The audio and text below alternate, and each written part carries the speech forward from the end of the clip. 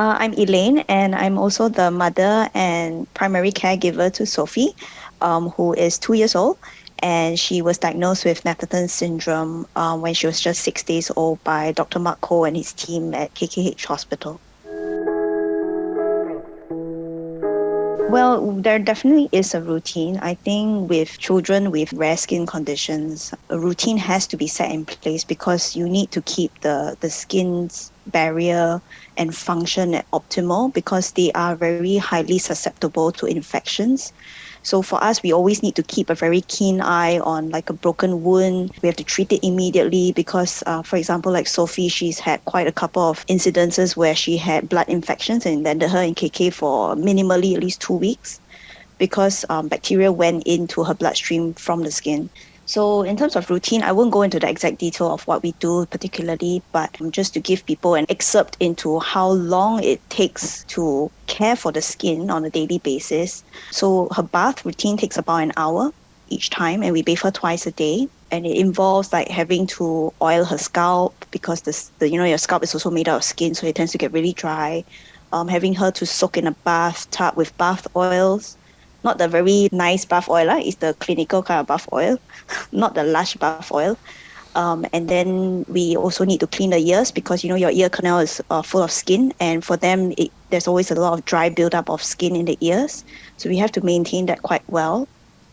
And of course, overall cleaning of the body and moisturizing. So when Sophie was very young, I think when she was like a newborn and infant, we had to moisturize her every 3 hours.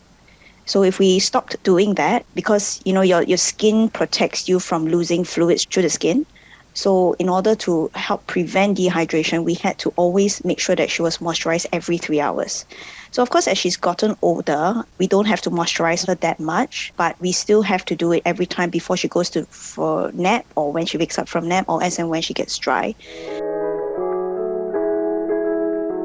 No, because as a parent and as a caregiver of a child with a rare skin condition, you can't miss or skip the routine at all because the consequences that you face after are quite dire. Like the child will be very uncomfortable, itchy, dry. And when you experience that, for me, there are definitely no times that we miss or skip the routine. It happens throughout the night as well.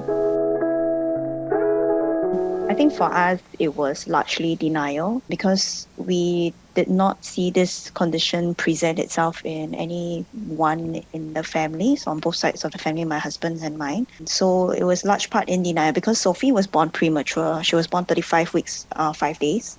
So I just kept attributing it to the fact that she was born premature. So maybe the skin was not yet fully formed. And because when she was born, she was really, really red, scaly and dry. So I kept telling Dr. Mark that no lah, I think she's just premature, and then she will outgrow this eventually. Dr. Mark, given his extensive experience, right, he saw her and he clinically diagnosed her with Netherton's. But the only way to truly know whether she has it was to do a DNA test. So we did a blood draw and we sent the blood to US. I still remember the day that we got the results. I think it was nearing Christmas, and I think it was shared with us when Sophie had to be admitted for one of so I think something happened to her, whether it was an infection or something. I mean, she's gone into the hospital so often that sometimes you forget what she was on, what she was in for that particular period. And the doctor did tell me that she was confirmed to have Netherton syndrome. What they found was that she is rarer than rare. So with Netherton's and as with all the other ichthyosis conditions, right, they are largely genetic mutations. So when they tested Sophie's, they found out that she didn't even have the gene at all. It was completely deleted. It didn't exist for her. So we then had to do another test, which was to find out how much that deletion spanned across how many genes. And we found out that she had a total deletion of 5 genes in that same string. When we found out, I crumbled. I just crumbled. I think that was my lowest point in my life. I just let it out. I let it go. And I felt a lot of resentment for myself, because I kept asking myself, what did I do that my child has to be diagnosed with this? So it was really, really hard. And it put me in quite a big pickle. Like I was in I was in depression. I had PTSD, and I'm still seeking treatment for that right now. I think to this date, while I have accepted most part of it, a part of me still struggles in accepting the news. So yeah, that's how it felt on the day of diagnosis and upon knowing that it was definitely Netherton syndrome.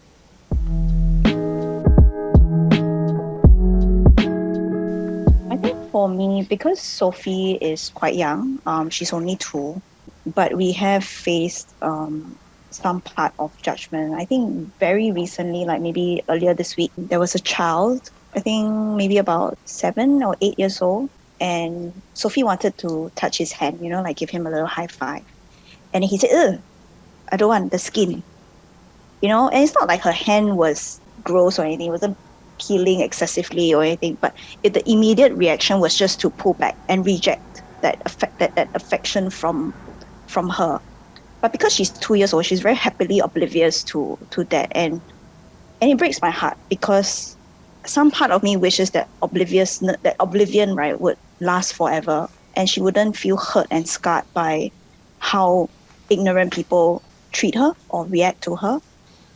But I mean, there are definitely these occasions where we get that kind of reaction, mostly curious looks and stares. Whether the stares are curious or not, I beg to differ, but generally we get a lot of looks when we walk around and things like that, because she's perpetually red. She just looks like she's been sunburned. And I think apart from the child who has the condition getting judgment, sometimes as parents, as caregivers, we also face judgment. When Sophie was very young, one auntie or something came up to me and say, oh, you must have eaten something wrong when you were pregnant to cause your child to be this. And I was, at that point in time, it was really heartbreaking to hear things like that. And it was also, there was also an occasion where I was at KKH and I was paying a bill, using the kiosk to pay a bill. So my back was facing the walkway, and I was with Sophie. And then the mother, she suddenly appeared from behind me and she ambushed me. She said, "What's wrong with your daughter?" Then I was like, what do you mean what's wrong? I mean, at a point in time, I did not know how to react to people who approached me this way. So I just gave her matter-of-factly, oh, she was just born like that. It's a genetic condition. But when I went home, I broke down. I cried the living daylights of myself, because how can people be so unkind? How can they say things like that? If I, as an adult, feel it, let alone a child, because eventually one day she will understand, she will question. And I know I have to find the strength in me to be able to guide her and teach her how to respond, and to also be a living role model on how we behave. So that is my guiding principle on how we would face this kind of reactions from the public, from people. But of course, by and large, these are the very few incidences. But there have been people who have been really, really kind, really, really wonderful and beautiful, and telling us that, oh, don't worry, she's beautiful no matter what. And that gives us hope. But it's the people who tell you, hey, you did something wrong when you're pregnant, or she's sunburned, you leave her on the sun for too long. What is wrong with your daughter? These little incidences are the ones that scar you, that you remember and hurt. So I just only hope and pray that people would learn to be kinder, even though they sometimes present with well-meaning questions or well-intended questions, but approach with kindness. Yeah, you never know what the other person's going through. I don't think there's anything she cannot take part in. I think that sets the premise of everything, right? If I always want to see her as different, then I would end up limiting what she can and cannot do. But because right now she's still nonverbal, she doesn't really know how to tell me what hurts her or what is itching her or makes her uncomfortable. So there are certain activities that we withhold for now. but would probably eventually expose her to, like, for example, swimming either in the ocean or in a chlorinated pool, playing with sand, messing around with grass and mud and whatnot. All these things, we haven't really exposed her to it because we're not quite sure how she would take to it, how she would feel, until she can tell us that, okay, mommy, I don't feel so comfortable. Okay, it's itching me, or it's painful, it's stinging me.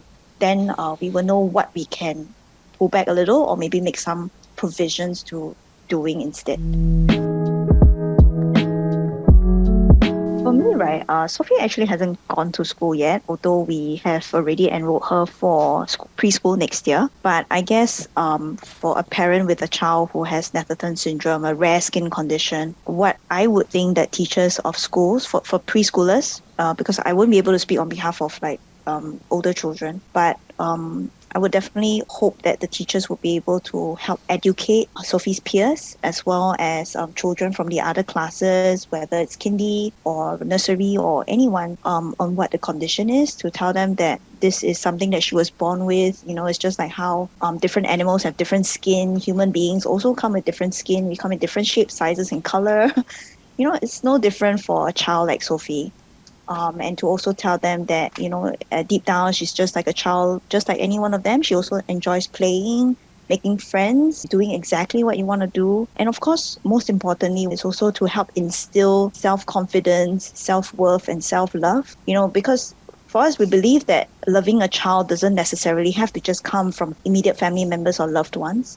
It can come from the community of people that helps the child, like whether it's a teacher, whether it's your helper. It can come from anybody, even a neighbor. I guess these would be the main two things, apart from, of course, the helping me to maintain her skin while she's at school. More importantly, it's about helping to educate the little ones as well as their parents, and also instilling confidence in my child when she's in school.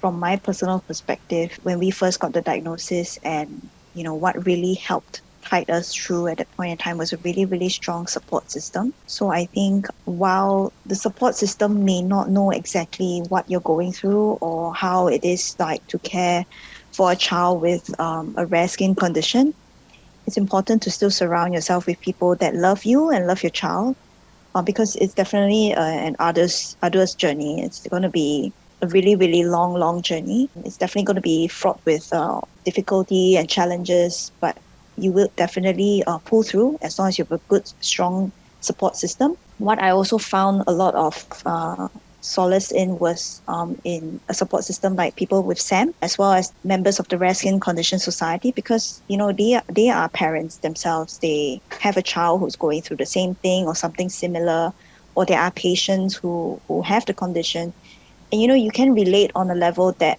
there is no other, because the condition is so rare that you know who else do you speak to about it? Like how do you try and error in order to help your child? Because as parents, all we want to give to our child is the best that we can to make them comfortable so that they can grow and they can thrive. And how best can we do that? By, you know, asking advice from Sam, like, hey, how do you treat Zoe's ears? Because last time Sophie failed 3 hearing tests, and I was freaking out to Sam. I'm like, oh my God, is Sophie deaf? Is it normal? Is it what am I going to do? And Sam, you know, he's such a calm soul, kind soul, that he was like my true north at that point in time. He was always telling me, don't worry, God will find a way. And true enough, it all fell into place. So I mean, apart from that, I think definitely a strong support system, and it has to come from a core, you know, the source, and which is all about the love for your child. And that no matter how tough things get or how uncomfortable your child is, or whether she's in pain or in like bloody and everything, you just find it in yourself to be able to be the stronger version of yourself to care for your child. You will realize that your child with congenital ichthyosis, or whether with a rare skin condition, they are fighters. They are more resilient than any other child. I don't know how, maybe it was God's way of doing this some way or another, but Sophie has taught me strength and resilience in no other way possible, that no one else has ever taught me. I think we should always look to our children, whether healthy or otherwise, as our best teachers to make us better versions of ourselves to be able to give them the best care that we can.